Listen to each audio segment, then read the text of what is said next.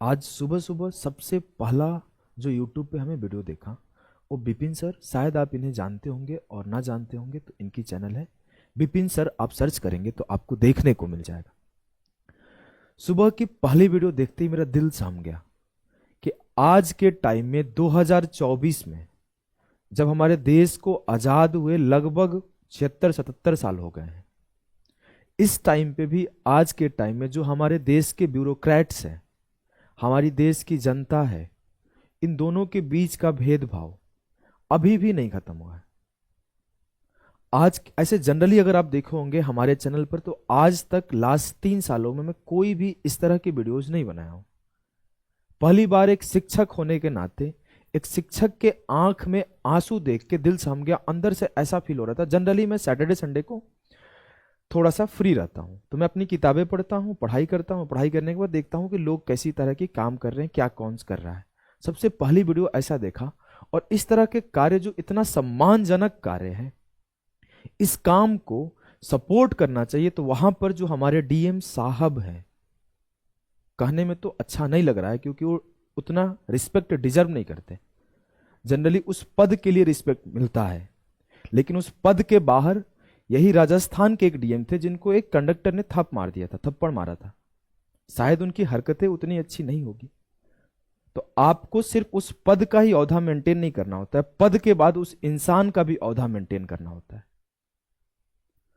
और उस पद पे आपको अगर इज्जत मिल भी जा रही है तो आपको जीवन में कभी उस इंसान को इज्जत नहीं मिलेगी, बस उस पद तक ही इज्जत रह जाएगी। आप लोग अगर पूरा मुद्दा नहीं जानते होंगे तो 2 मिनट में मैं बता देता हूं। सर हमारे मैथ्स के टीचर भी हैं जो कि आप लगभग बहुत सारे बच्चों को पढ़ाए भी हैं और बिहार से हैं। बिहार के अपने सलहा पंचायत है हाजीपुर में। बिहार में एक डिस्ट्रिक्ट है वैशाली, वैशाली में हाजीपुर जगह है। हाजीपुर जहाँ के जो हमारे सांसद जी हैं, चिराग पासवान जी हैं, उनको तो सभी जानते होंगे। काफ़ी वायरल होते हैं, जो हर बात पे बोलते हैं बिहार फर्स्ट, बिहारी फर्स्ट। और पता नहीं आज वो भी साइलेंट बरते, एकदम पूरी तरह से चुप है। इसके ऊपर भी मैं ज़्यादा कमेंट नहीं करना चाहूँगा, बस इतना बताऊँगा कि आज 2024 में जहाँ पर पूरा देश एआई के बारे में सर्च कर रहा है, रिसर्च कर रहा है, बना रहा है, जहाँ पे चाइना डीपसीक बना रहा है, यूएसए इस लेवल पे पहुंच गया आर्टिफिशियल इंटेलिजेंस पर, हमारे देश में, हमारे बिहार में लोग जो हैं रहने का जगह नहीं है, खाने का जगह नहीं है। वहां के जो ब्यूरोक्रेट्स है, ब्यूरोक्रेट्स तो नहीं बोलो कि जो देश के सेवा करने के वाले नौकर हैं, जो काम होता है डीएम का वो यही होता है कि अपने नागरिकों का सेवा करेंगे। वो लोग इस तरह से व्यवहार कर रहे हैं, इस तरह से ट्रीट कर रहे हैं उनके जनप्रतिनिधि को। और उससे भी बड़ी बात है, मैं जनप्रतिनिधि ना बोल के मैं ये बोलूंगा एक शिक्षक को, क्योंकि एक शिक्षक कम्युनिटी बहुत ही रिस्पेक्टेड कम्युनिटी होती है, एक डॉक्टर कम्युनिटी बहुत ही रिस्पेक्टेड कम्युनिटी होती है, जो कि शिक्षा देकर आगे बढ़ाती है। मैंने पूरी वीडियो सुना, लगभग 20 मिनट की वीडियो थी।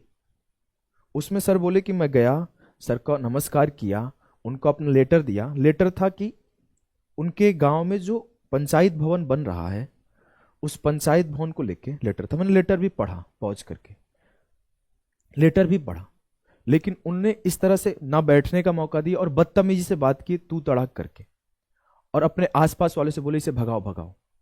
सर बोले कि वो बच्चे हमें जानते थे, हम इसे पढ़े लिखे थे, वो लोग हमें हाथ पकड़ के निकाले तो नहीं, लेकिन मैं चला आया।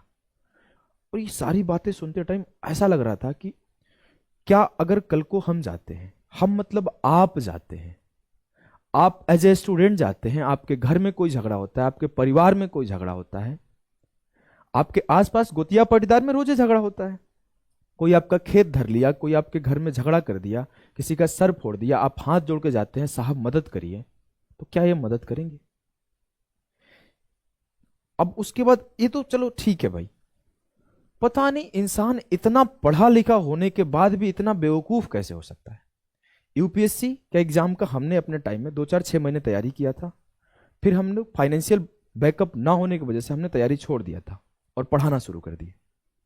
आज हमारे परिवार के पास उतना पैसा होता तो हम भी कहीं ऐसे आप ही के जैसे पद पे होते सर, नहीं है। लेकिन इतना है कि उसमें जो पढ़ाई होती है उसमें एथिक्स भी पढ़ना होता है। क्या आप वो एथिक्स भूल गए?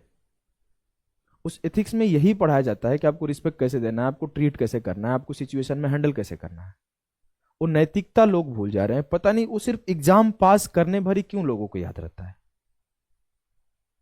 आज हाजीपुर में इतनी समस्या है, जितनी मैं सर से सुना, मैं वहां का निवासी तो नहीं हूं, मैं बिहार से ही हूं, बिहार का ही नागरिक हूं, लेकिन मैं हाजीपुर का नहीं हूं। वो बता रहे थे कि हर रोड पे जितनी चलती है ट्रक, उनसे कमीशन लिया जाता है।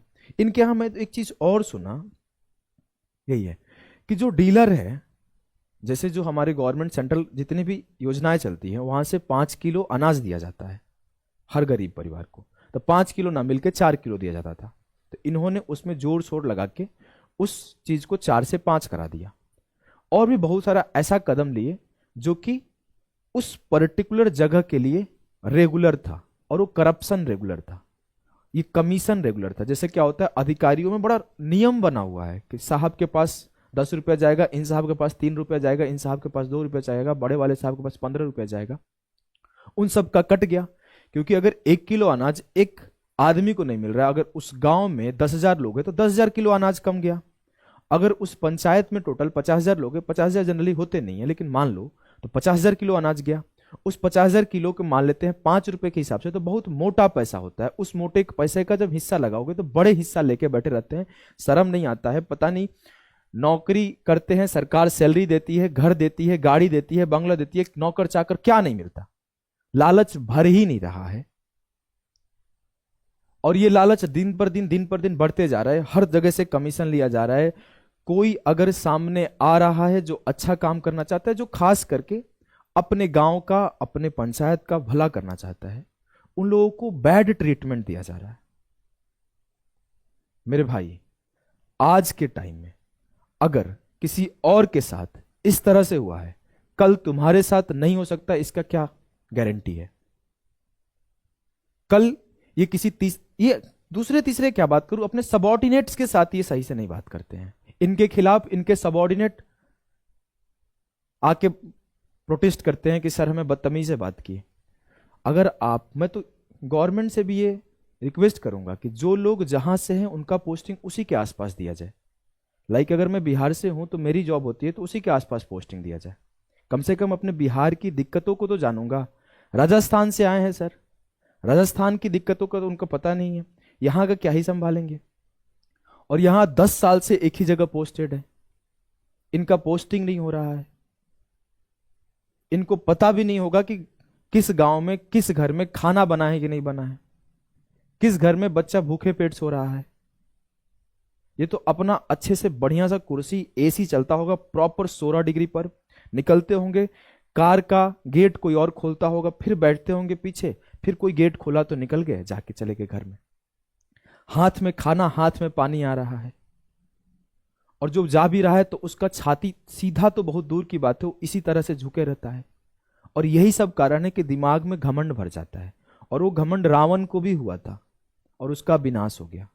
वो घमंड जिसको हुआ है उसका विनाश हो गया।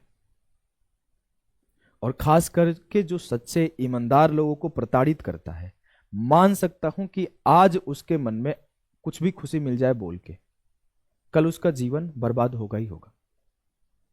विपिन सर, आपके लिए रिस्पेक्ट पहले भी था, आप अच्छे अच्छे कदम उठाए हैं और आज भी है, और हमारा एज ए टीचर के नाते हम लोग आपके लिए हमेशा सपोर्ट करेंगे। और इस काम के लिए बहुत ज्यादा और भी आपके लिए सम्मान बढ़ जा रहा है, और मुझे उम्मीद है कि आप अपना ये काम और बेहतर तरीके से करेंगे। हम लोगों ने भी अपने गांव घर में जो भी हम लोगों से हो पाता है करते हैं, और ऐसे चीजें ही हमें और इंस्पायर करती है कि आगे बेहतर तरीके से काम कर पाए। और भाई, हम लोग भी पॉलिटिक्स देखे हैं, अच्छे से राजनीति जानते हैं, सब कुछ देखे, तो मैं कोई राजनीतिक स्पीच और कोई मैनिपुलेशन, कोई यहाँ पर बड़ी बातें करने नहीं आया हूँ। बस मैं ये बातें बताने आया हूँ कि आज जो एक आदमी जो फाइनेंशियली स्टेबल है, सर के पास पैसा रुपए किसी चीज की कमी नहीं है, हर चीज है, घर है, गाड़ी है, सब कुछ है, अच्छा पद है, अच्छे टीचर है, उसके बाद इनके साथ ये सलूक हो रहा है। तो जो हम एक नॉर्मल से इंसान है, जिसके घर में ढंग का खाना नहीं है, घर में छत नहीं है, ढंग का कपड़ा नहीं है, भाई मैं सो के उठा हूं, अभी सुबह से एक कप चाय भी नहीं पिया, पानी भी नहीं गया मुंह में, उठ के मैं पढ़ाई करता हूं। और पढ़ रहा था, पढ़ने के बाद हमने अपना कंप्यूटर ऑन किया तो यही वीडियो देखा है। और यही मुझे दिखा सामने।